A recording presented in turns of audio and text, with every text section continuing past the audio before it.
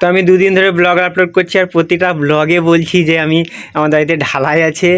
তো সেই ভিডিওটা মানে আপলোডই করার জন্য তো ফাইনালি ভিডিওটা আমি ভয়েস ওভার দিচ্ছি। তাই দেখো আমার মা মেশিনে প্রথমে তো পুজো দিয়ে নিল, কারণ ঢালাইয়ের আগে পুজো দিতে হয়। আর এই ঢালাইয়ের সময় আমি বাড়িতে ছিলাম না, আমি কারখানায় ছিলাম। আমি আগের ব্লগটায় বলেছিলাম, তো আমি দিদিকে বলেছিলাম যে তুই কিছু ভিডিও শ্যুট করে রাখিস। তো দিদি এই ভিডিওগুলো শ্যুট করে রেখেছিলো।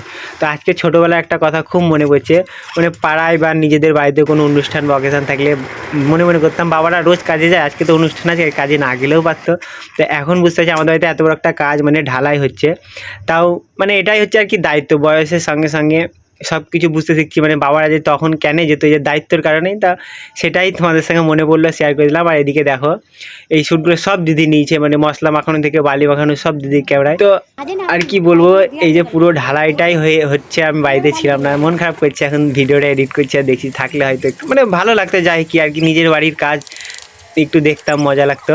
তা যাই হোক, এই যে আমি কাজ থেকে আসার পর এই ভিডিও শ্যুটটা নিয়েছিলাম, তোমাদের সঙ্গে শেয়ার করবো। তো আমাদের ছাদ ঢালাই হয়ে গেছে ফাইনালি, এই যে